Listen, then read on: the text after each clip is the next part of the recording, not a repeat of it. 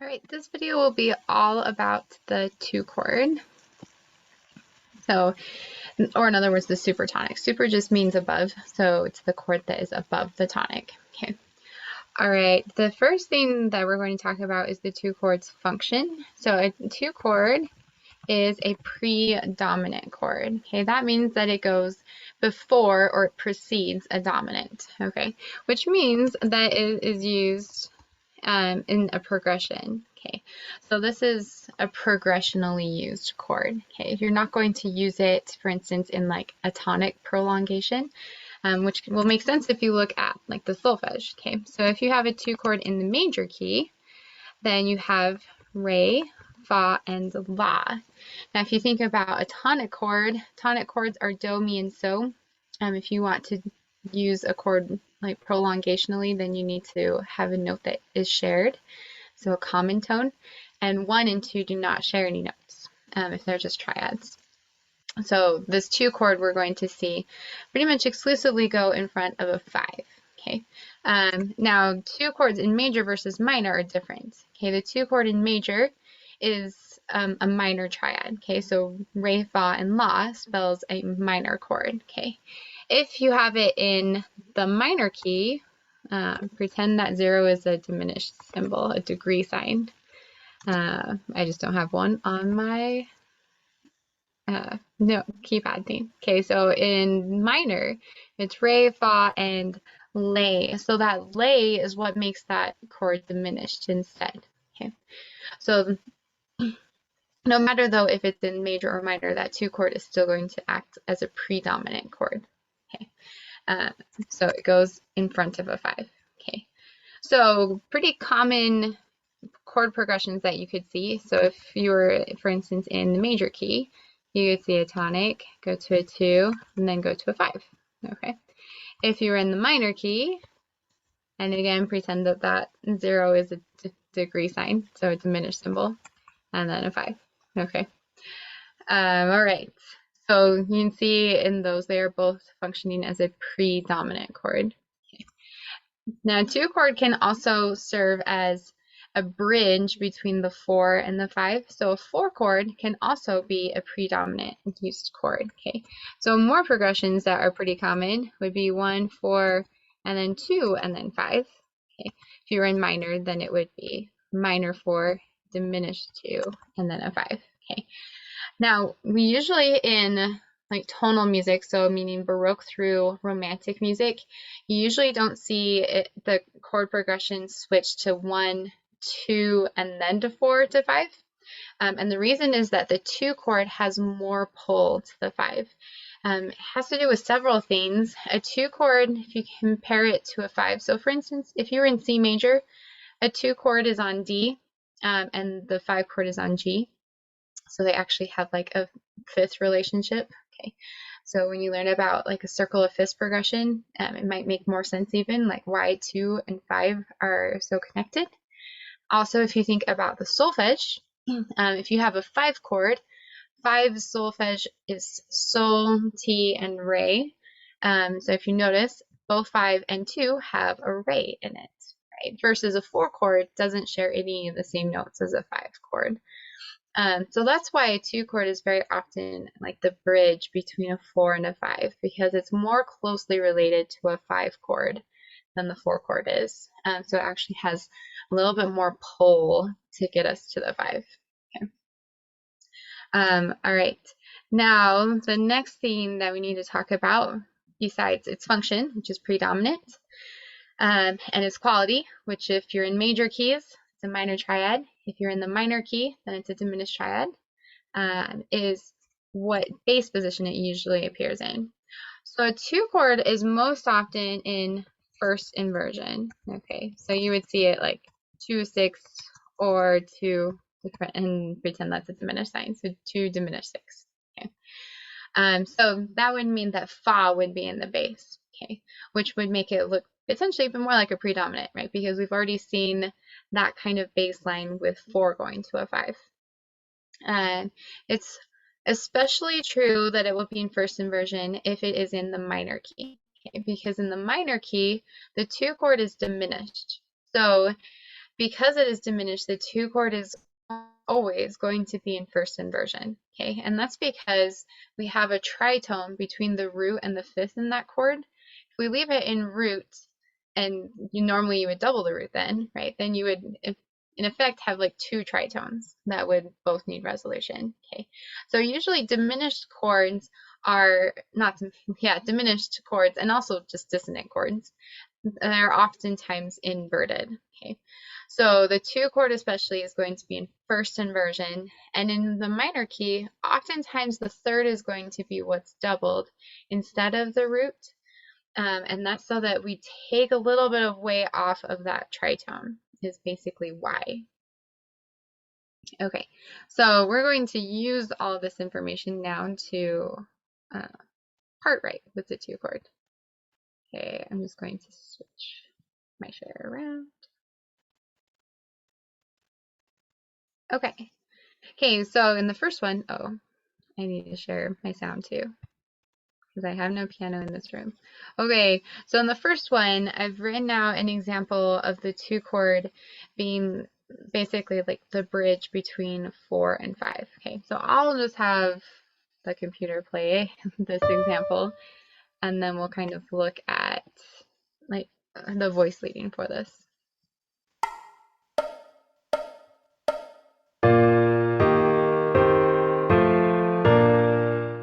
Okay, we're going to try that again because I didn't hear any sound from the first.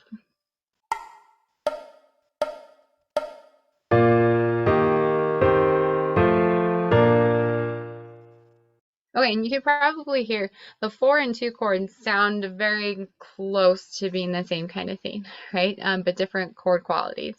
The 4 chord in this case was major, 2 was minor. Okay. Okay, so if you look at the bass line, both 4 and 2 have fa on the bass, okay? But if you look between like the 2 and the 5 chord, and if you look at like the top line, see how we've got a note that we can keep in common. So we have Ray in this case that we can keep in common. Okay. This one I doubled up the root of that chord because that's what the best voice leading was for. Okay. And then to get into that 5, I switched and I doubled up the F this time, and then I had the leading tone, which resolved in the tenor part. You notice? Okay. All right, so now we're going to try doing some part writing together-ish. You'll just see me do it in real time, basically. Okay.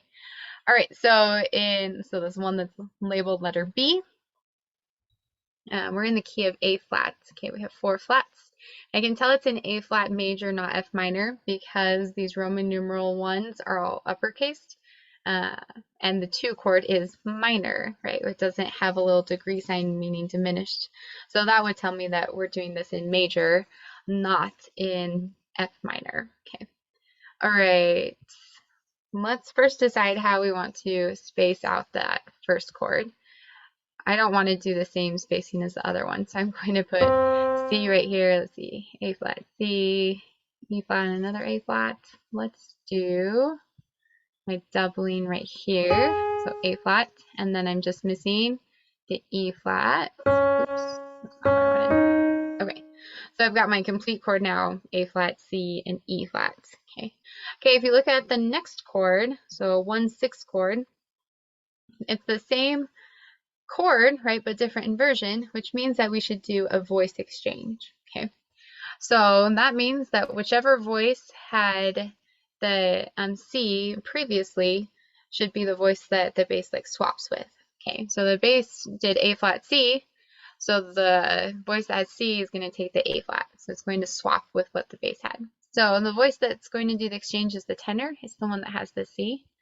So we're going to put A flat right there. And then all the other voices could just stay the same. All right. Okay, next one. So a 2/6 chord. So in the key of A flat, 2 is B flat. Okay, let me just write above. Oh, there we go. I didn't find my tool at first. Okay, so our 2 chord in A flat is going to be B flat, C flat, and F. which is a minor triad. Okay. Okay. I need my mouse back. Okay, so we already have the D flat, so we need a B flat and also an F2. Okay. And then we can decide which voice we have to have doubled up to. Okay, so you could put, whoops, we could put the B flat there if we wanted. I'll give you several options that you could think about. If you wanted to double the B flat, then look for the error, because there is now an error. I'll put in all the notes that we need. Okay, so notice I did B flat doubled up. Okay, now hopefully you could spotted the error already. There is a parallel octave. So A flat to B flat in the soprano, A flat to B flat in the tenor part.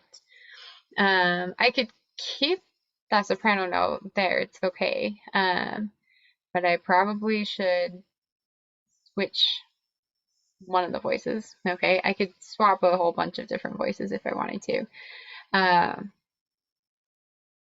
Okay, if you wanted to leave the one in the soprano, but change the tenor part, if you remember I said that oftentimes when it's in first inversion, the third gets doubled. So you could do that by jumping up in the tenor part, and we're not crossing with the alto, so that's possible. We should probably go back down in the next voice over, but that's possible. Okay. You could also do this. You could leave that B flat.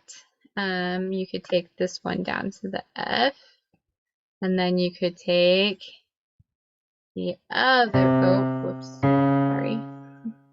I meant this one.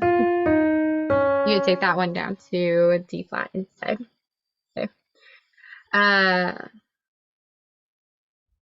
don't know which version I like best necessarily, but oh well.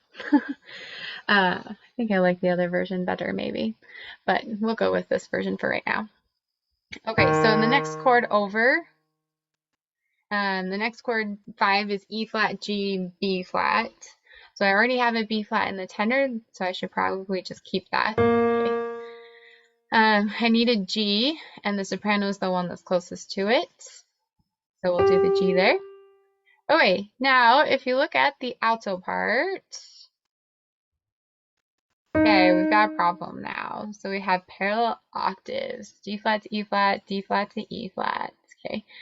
Now there are a couple of ways that you could solve this problem. Okay. You could change the doubling on the 5 chord. So we could change that E flat to B flat, for instance, and double the 5th. That would be okay as long as we don't double the 3rd. We could also go back to the 2 chord and we could double something else too. So instead of doubling up the D flat, we could double up, let's see, we could change, I mean, there's several things that we could double. We could double the F, so that would be doubling the 5th, which is fine. I'm just trying to see if there's any part writing issues if we do that. Yes, there are. So if we do that, if you look at the previous chord, tenor to alto, A flat to E flat, and then 2/6, it's B flat to F, so that's a parallel 5th, so we can't do that. We could instead double the B flat, so the root, which is fine. It's kind of a rather, well, it's a larger jump right there. So there are multiple options. I'll leave it like that for right now. I don't know if that's necessarily my favorite option, but that's fine. Okay, then at the end, we need to make sure that from that 5 chord that, ooh, that we have a whole note, and then it goes up to A flat. Okay, so we'll have T do in the soprano voice. Okay, and then we can keep the E flat in the alto part, and then we're just missing the 3rd, so we could put that in the tenor part. So our C right there. Okay, let's hear what this one sounds like. Then I might change some of that 2 to 5. Show you some other options that you could do. But here's what it sounds like currently.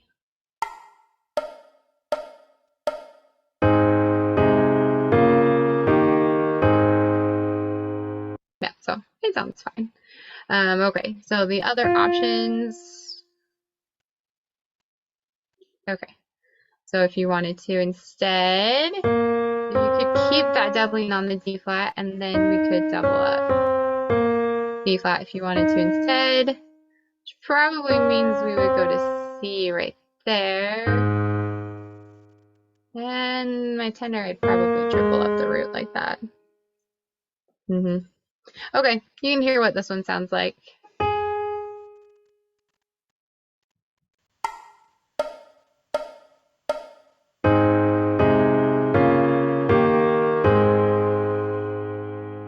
So yeah, either one is fine. Okay. All right, so there are multiple ways that you could do this. Okay. All right, now let's look at one in the minor key. Okay. Okay. Okay, let me have it play it first.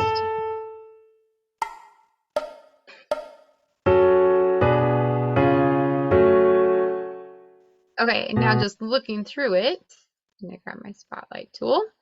Okay, so notice it's in minor, and you can tell that because the ones are lowercase. 2 is diminished this time, okay? Plus it's ending on F sharp and starting on F sharp minor too, okay? All right, so looking at this 2 chord specifically, the 2 chord's root is G sharp, okay? So you have G sharp is the root, it's in the alto.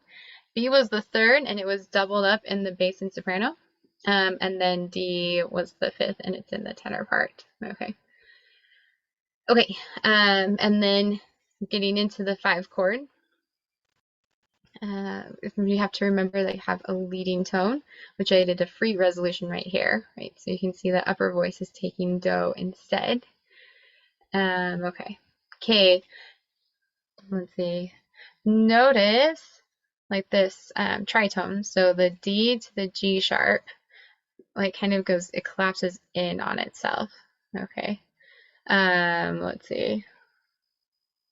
I didn't keep the G sharp in the alto part because I was resolving the tritone for one, but also just for voice leading purposes. So I didn't end up with like any unequal fifths or like parallel fifth looking things. Okay.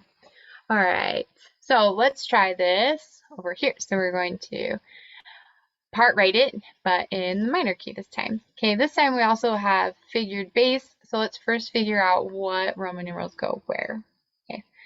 All right, so no signs, no symbols or figures underneath the note means that it's just a chord in root position. So that first one is just a 1 chord. Okay, I'll go through and do all the chords that have no symbols first. So that's also 1. Okay. Okay, the second chord in, so it has the number 6, so that means that it's a chord in first inversion, which means that what we're given in the bass line is actually the third of the chord. It's not the root, okay? So if the E is the third, that means a skip lower is the root, so C sharp is the root. And in the key of B minor, that is a 2 chord. So it's going to be diminished since we're in minor.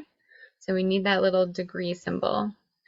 Okay, the next one over has a sharp floating by nothing. That's always implying that it is attached to the third above whatever's given. So we're going to have an A sharp. That's just a leading tone. So it's just telling us that we need to make sure that we raise that A to be A sharp so that we have a leading tone to make that 5 major. Okay. Let us now put in notes. Okay. I'm going to do B, B, let's do F sharp, and let's do, no, actually, yes, let's do that.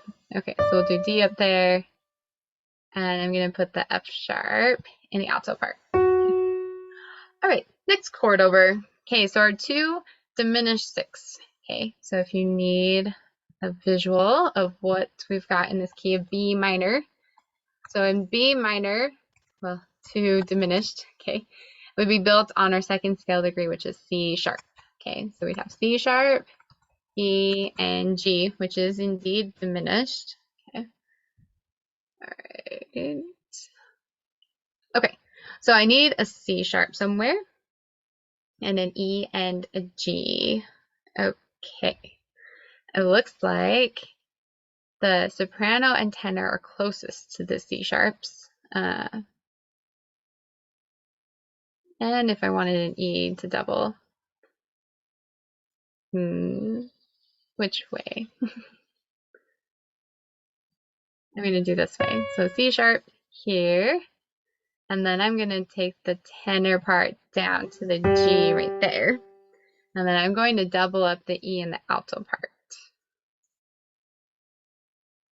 We'll see how that works.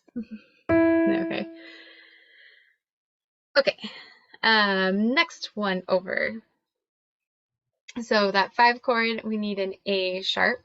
Okay. And we're going to have to put it in a very specific place. Okay. The voices that are closest to A's, one of them is the tenor. But we won't be able to do it there, and hopefully you'll see why. Oh, whoops. We need a half note too. Okay, so if I put that tenor on A sharp, look at it, compare that A sharp to where it came from. So you can even look down at like the keyboard. So G to A sharp is an augmented second, which we definitely should not do. So let's instead take the tenor down and we're going to double the F sharp. Okay. All right, the other voice that's somewhat close to an A is the soprano. So if I put the A sharp in the soprano voice, it would look like this. Okay. There's no problem doing it that way. Okay. If you look at C sharp compared to A sharp, C sharp, A sharp, it's just skip. Okay. So it's not an augmented interval. So we can do that. Okay. All right. What note am I missing? C sharp, right? So I've got F sharp doubled up. I've got an A sharp. I need a C sharp. So we're going to put that in the alto part. Okay. And we don't need to really worry about any parallel motion because notice I used all contrary motion basically with the bass, right? If I hadn't done it a different way and tried to like double up the F sharp in the alto, I would have had a problem, right? Because I had 2 E's here. If I had done F sharp and F sharp in the alto, I would have had a problem. But since I used contrary motion, we're good. Okay, next, voices over. Need to make sure that we've got some whole notes. Okay, so first thing I'm going to do, I'm going to resolve the 5 chord correctly. Okay, so that A sharp is the leading tone. It needs to go up, definitely. We cannot do something else because it's in the outer voice. So soprano, if you've got T, you need to go to do. Okay, we could keep the F sharp as our common tone in the tenor part. And then the only note we're missing is D. So we can put that in the alto because it's pretty close. Okay. All right, I'll go ahead and let the computer play it for us. But notice that 2 diminished chord, remember it was inverted, right? It's diminished. So I doubled up the third instead to kind of take the weight off of the tritone, which is between C sharp and G. Okay. All right, here's what it sounds like from the start.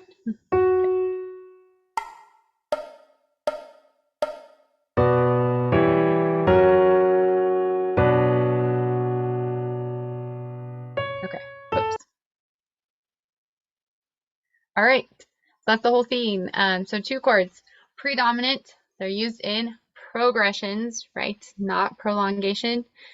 So it goes to a 5. It can go between a 4 and a 5, but it doesn't usually go the other way of like 2 to 4 to 5. Okay, and most often it's in first inversion. Even when you start seeing the 2 chord as a 7th chord, so like an added note on top, it's still almost always going to be in first inversion. It would just be 6/5 instead of just 6. Okay. All right, and that is it for the 2 chords, so the supertonic.